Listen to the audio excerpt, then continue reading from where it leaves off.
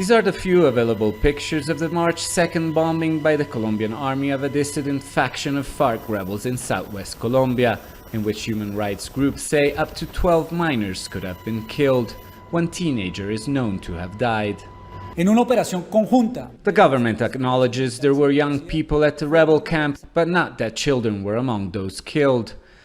Defense Minister Diego Molano has added to public outrage, saying that any young victim should be regarded as a machine of war, while insisting the operation followed international protocols. It's clear under international law that recruited minors are victims, but after being trained and prepared, they become young combatants with the attitude and disposition of affecting life and generating terror against the population.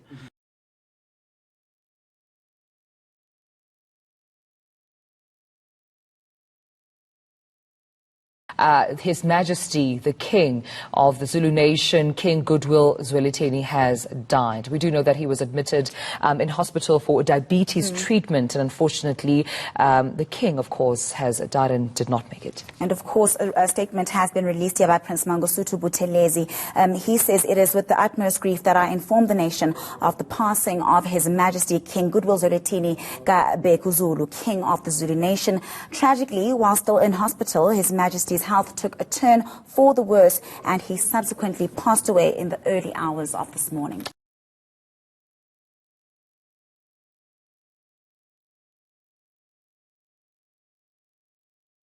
Well, as you mentioned, and as the attorney for the family insisted on, it is a record for a pretrial settlement in a police shooting, $27 million. Just to give you an idea for context about some other police shooting settlements, remember the name of Breonna Taylor, that EMT who was shot by police in her own apartment back in 2020. Her family got $12 million from the city of Louisville, Kentucky.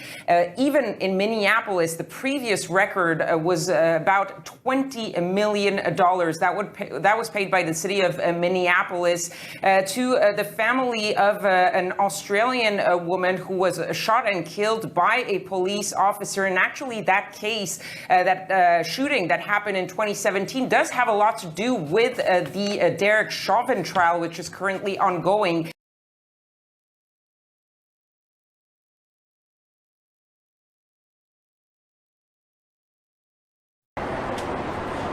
A canister of tear gas is lowered into this red Nissan at the end of a 3-hour pursuit. Nothing happens for almost 3 minutes as the tear gas fills the car. Then, LA deputies get quite a shock when a 9-year-old girl stumbles out of the back seat. They didn't know she was in the car. She walks into the arms of a deputy. She was crying. She was grabbing a hold of me, and I just told her it's okay. It's okay. Oh, through more cars! Oh, my God. The girl's mother had led police on a wild, zigzagging chase after an alleged road rage hit and run. She slammed vehicles like they were bumper cars. Smashing right in between. Thankfully, the girl was not injured.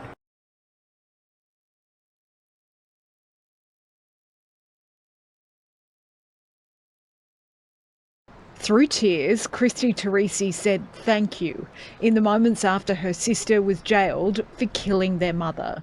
A Supreme Court judge calling Jessica Camilleri's crime extraordinarily vicious and brutal. Rita Camilleri stabbed more than 200 times in a fit of rage by her daughter, who feared being taken away. In the frustration, I didn't know what I was doing. I cut her head off. I chopped her head off with a knife. The then 25-year-old was suffering multiple mental health disorders, was obsessed with Texas Chainsaw Massacre, and had a history of threatening decapitation. While she was unable to control herself, the judge said she also knew it was wrong. The court heard Camilleri refused to take any more prescribed medication from about 3 months before she killed. Her family has said she chose not to accept help because she preferred the attention her behaviour attracted. The judge acknowledging Camilleri could continue to be a threat, her sister now safe from her until at least 2035.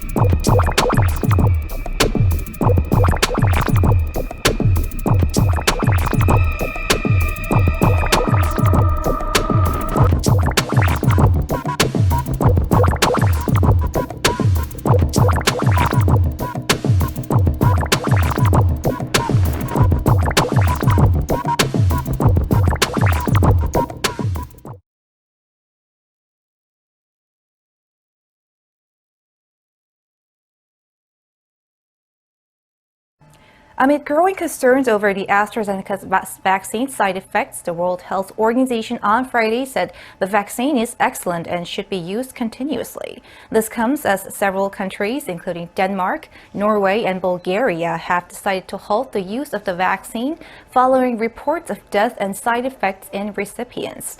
Meanwhile, on the same day, the WHO granted emergency authorization to the Johnson & Johnson vaccine, the first one-dose option to receive a green light from the organization. This makes the vaccine eligible for distribution through the COVAX facility, further boosting global vaccination efforts.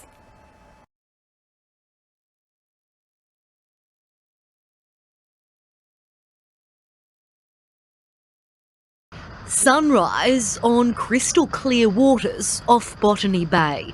Police close in on what looks like your average fishing boat. 27-year-old South Australian skipper Jake Herkman's voyage quickly shifts from calm to turbulent. Keep those hands up. Officers allegedly discovering exactly what they came for, 200 kilograms of cocaine tucked away on board. Probably 2 or 3 times that amount when it got to the streets. It's alleged the drugs came from this large container vessel, which police are calling the mothership. It's alleged that a tip-off from overseas authorities sparked an investigation into the boat, which had travelled all the way to Sydney from Belgium.